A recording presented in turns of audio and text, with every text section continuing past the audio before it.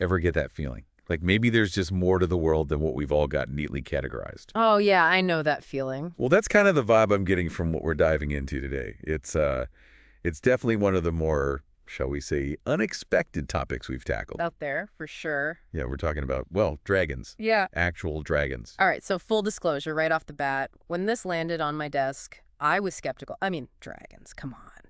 But then I started digging into the source material, and it's pretty fascinating stuff. Yeah, no kidding. We're talking about a pretty serious retrospective investigation here. 40 years worth of data, multiple researchers, PhDs, the whole 9 yards. Yeah, and not just any researchers. We're talking about experts from institutions like Cambridge, the Muséum National d'Histoire Naturelle in Paris, even Kyoto University. Big names, big institutions, and their areas of expertise are all over the map, but in a good way, right? Okay. You've got evolutionary biology, paleoherpetology, environmental epigenetics, even cryptozoology and aerospace biology.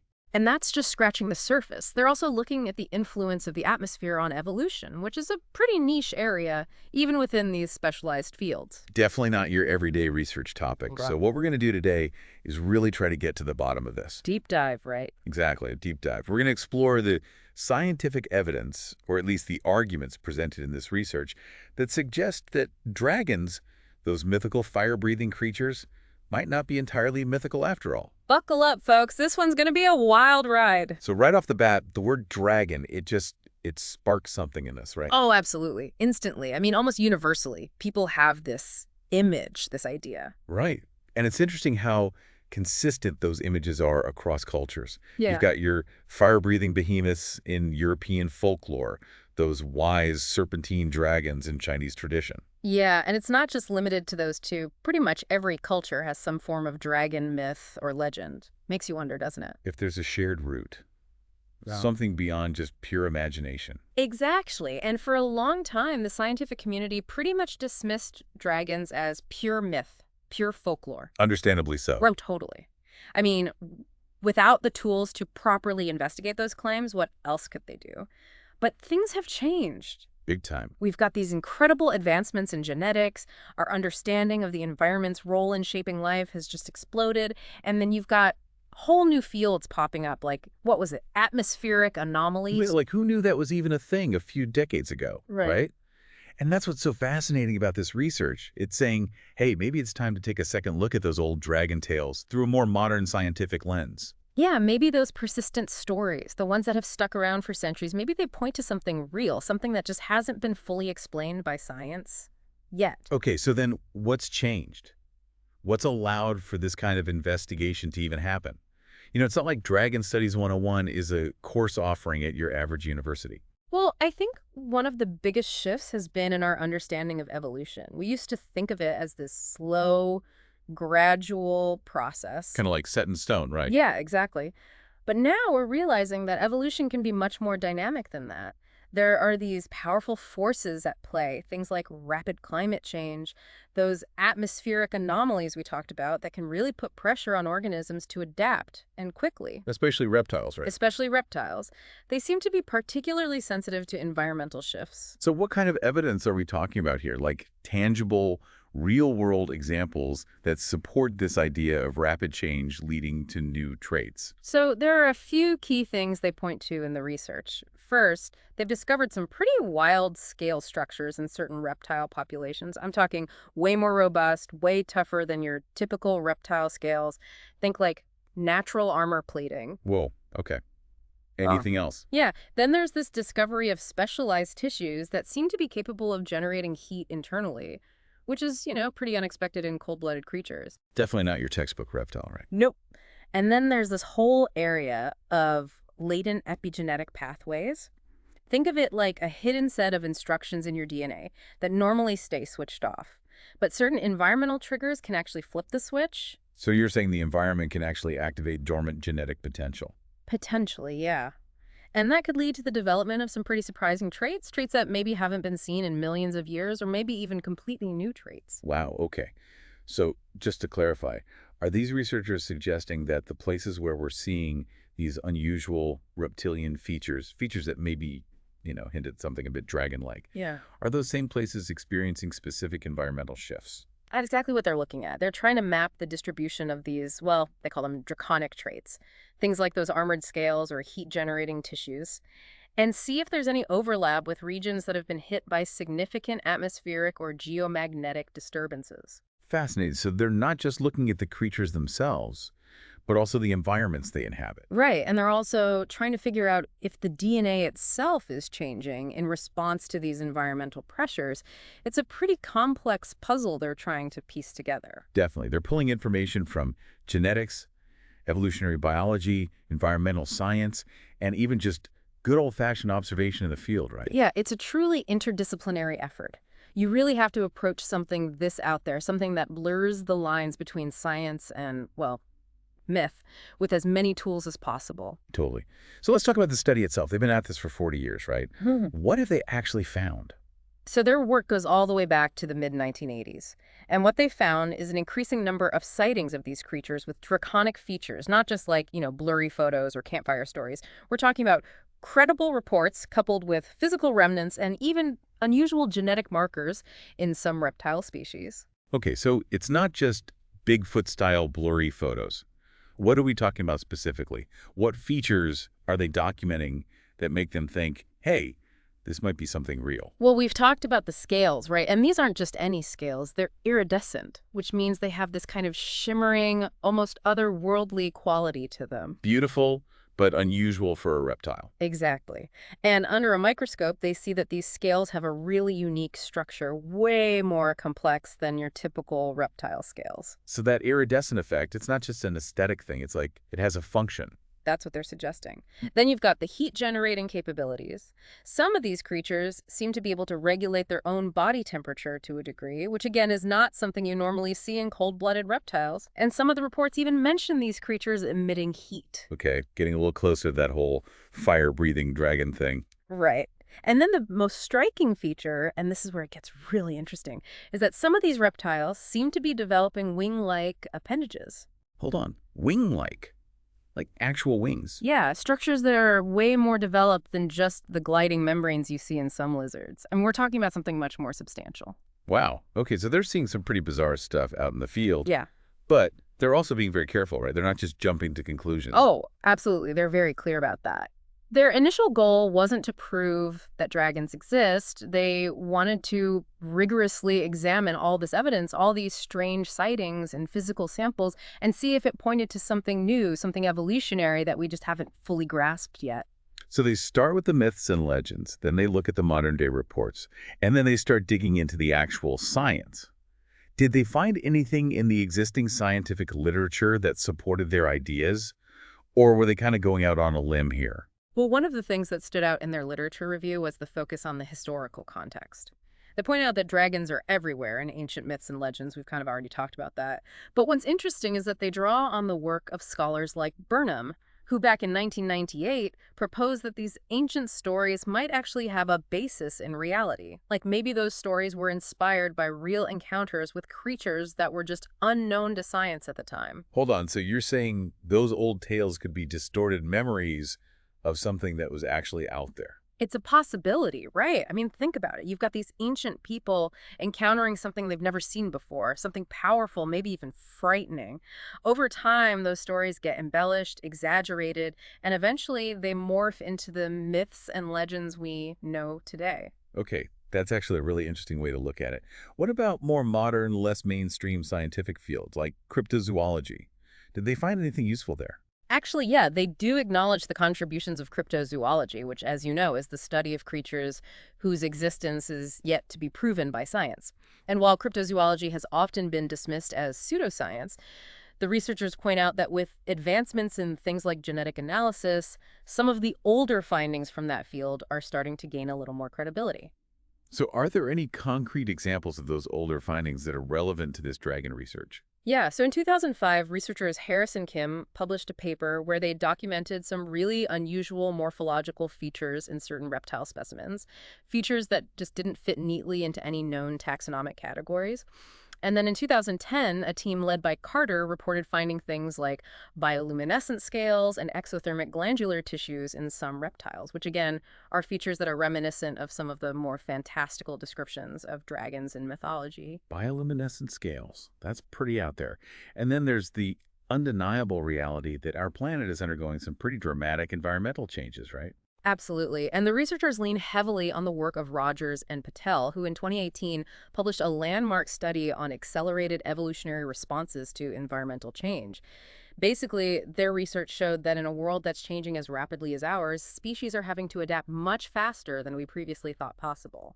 So the idea is that these extreme environmental pressures are driving these strange evolutionary leaps. Exactly. And that opens up the possibility for seemingly impossible creatures, like dragons, to actually exist. Okay, so they've got this fascinating foundation built on mythology, less conventional scientific fields like cryptozoology, and cutting-edge research on rapid evolution. But how did they actually set out to find concrete evidence for these draconic developments? What did their methodology look like over these 4 decades? Well, their methodology was designed to tackle this question from multiple angles. Their primary hypothesis was that draconic phenomena are a genuine evolutionary development in reptiles driven by genetics, environmental stressors, and those epigenetic influences we talked about earlier. Those changes in gene expression that don't actually alter the DNA sequence. Right, right. So they were specifically looking for evidence of this evolutionary process. Exactly. But they didn't stop there. They also had these secondary hypotheses that helped guide their research. Like, they wanted to make sure that what they were seeing wasn't just mistaken identity or cultural interpretation, right? Like, are we actually seeing something new, or are we just misinterpreting what's already out there? Makes sense. It's important to rule out those simpler explanations first. Absolutely. And their secondary hypothesis focused on the environmental connection. They suspected that specific environmental variables, like increased air pollution or rising temperatures, would correlate with the appearance of these draconic traits. So how did they test these hypotheses? What did their 40-year study actually involve? Well, their study was divided into several phases. They started with these extensive field surveys, which they conducted between 1985 and 2025, focusing on areas that were ecologically diverse or were experiencing significant environmental change. These areas spanned Asia, Europe, and the Americas, places where they thought those evolutionary pressures might be most intense. So they went all over the world looking for these creatures. Pretty much, yeah. And during those expeditions, they documented any unusual sightings, collected physical samples whenever possible, like shed scales, tissue fragments, even eggshells, and they gathered all sorts of data about the environment, like temperature, air quality, that sort of thing. So lots of boots on the ground field work combined with modern data collection techniques. Exactly, but the fieldwork was just the first step. They also did a ton of lab work. They used high-powered microscopes to analyze the structure of those unusual scales, spectroscopy to study their optical properties, and thermal imaging to detect any anomalous heat signatures. They compared their findings to databases of known reptile species and even to historical descriptions of dragons. Sounds thorough. It was. And then, of course, they dug into the genetics. They extracted DNA from the tissue samples and looked for unique genetic markers that might distinguish these creatures from known reptile species. And they also did some really cutting-edge analysis of epigenetic patterns, looking for signs that environmental stress might be triggering the expression of those latent genes we talked about. And then they tied it all together with the environmental data they collected in the field.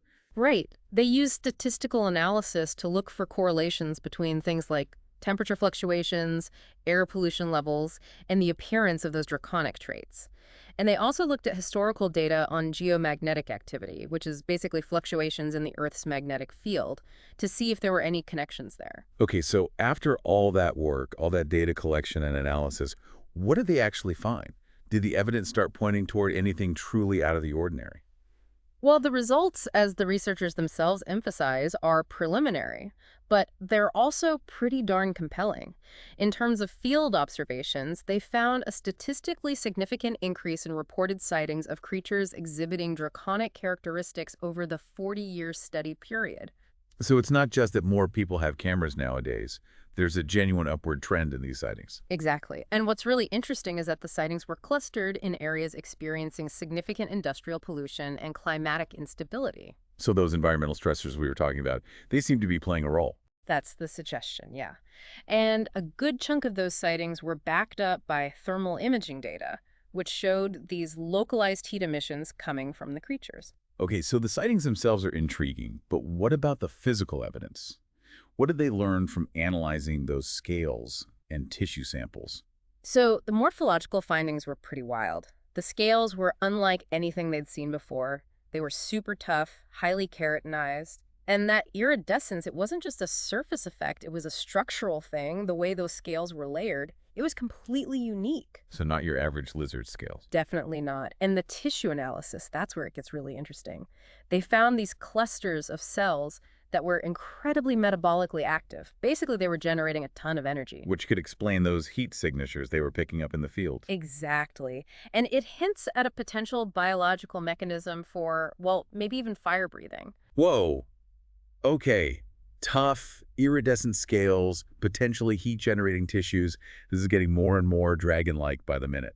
What about the genetic analysis? Did they find anything unique in the DNA? They did. They found several genetic markers that were consistently present in the tissue samples, but that weren't found in any known reptile species. So a completely new genetic lineage. That's what it suggests. And then there's the epigenetics. Their analysis showed specific methylation patterns that suggested environmental stressors were influencing the expression of certain genes. And remember, those methylation patterns are heritable, which means they can be passed down to offspring. So basically, the environment could be directly shaping the evolution of these creatures, potentially even switching on those dormant genes for draconic traits. Precisely. And that's where the environmental data comes in. They found a strong correlation between areas experiencing climate anomalies, things like temperature spikes and unusual rainfall patterns, and the appearance of those draconic traits. So it's all connected. The environment, the genetics, the physical traits, it all seems to be pointing in the same direction. Right. And it's not just climate change. They also found a correlation between the appearance of these traits and unusual geomagnetic activity. Wait, geomagnetic activity, what does that have to do with dragons? Yeah, that's one of the things they're still trying to figure out. Yeah. But they speculate that those fluctuations in the Earth's magnetic field could be another environmental trigger that's influencing genetic expression. Wow. So after 40 years of research, what's the big takeaway? What are the researchers themselves concluding? Well, they're very careful to say that their findings are preliminary, but they also say that the evidence, taken together, supports the idea that draconic phenomena represent a genuine evolutionary development in reptiles. They're not saying definitively that dragons exist, but they're saying that the possibility is very real. So a whole new branch of the reptilian family tree. Potentially, yeah. And they think those traits, those draconic traits, are adaptations to the extreme environmental pressures we're seeing around the world. So like an example of evolution in overdrive. Exactly. And they think that epigenetics plays a key role, that the environment isn't just selecting for pre-existing traits, it's actually shaping the genome itself, activating dormant genes, and creating something entirely new. Incredible. But they acknowledge that there are limitations to their research, right? Of course. I mean, studying elusive creatures in the wild is inherently challenging. They point out the difficulty of replicating complex environmental conditions in a lab setting. And they also say that while the genetic data is intriguing, establishing a definite causal link between specific environmental triggers and the expression of those draconic traits is going to require a lot more research. So what's next? What kind of future research do they recommend? Well, they're calling for more extensive genomic studies to better understand the prevalence and distribution of those unique genetic markers. They also want to do controlled lab experiments to study the effects of environmental stressors on reptile genetics. Like, can they actually trigger those draconic traits in a lab setting? And they're pushing for more interdisciplinary collaborations, bringing together experts from different fields to tackle this from every angle. So there's still a lot we don't know. Oh, absolutely. But What? that's what makes this so exciting, right? We're potentially on the verge of discovering a whole new branch of life, something that was once relegated to the realm of myth and legend. It's a great reminder that the natural world is full of surprises. And it makes you wonder what other seemingly impossible creatures or phenomena might be out there, just waiting to be discovered. I mean, if dragons can turn out to be real, at least to some degree, what else might be lurking in the shadows? That's a pretty wild thought. It is. And it makes you think about the implications. If climate change and other environmental stressors are driving this kind of rapid evolution, what does that mean for the future of life on Earth? What other surprises might be in store for us? Big questions, and I don't think we have the answers yet, but this research definitely gives us a lot to think about. It does. And maybe, just maybe, it'll inspire some future dragon researchers out there. The next generation of explorers and discoverers, who knows what they'll find. Thanks for joining me on this deep dive. Until next time, keep your eyes on the skies and your minds open to the possibilities. And maybe, just maybe, you'll catch a glimpse of something extraordinary.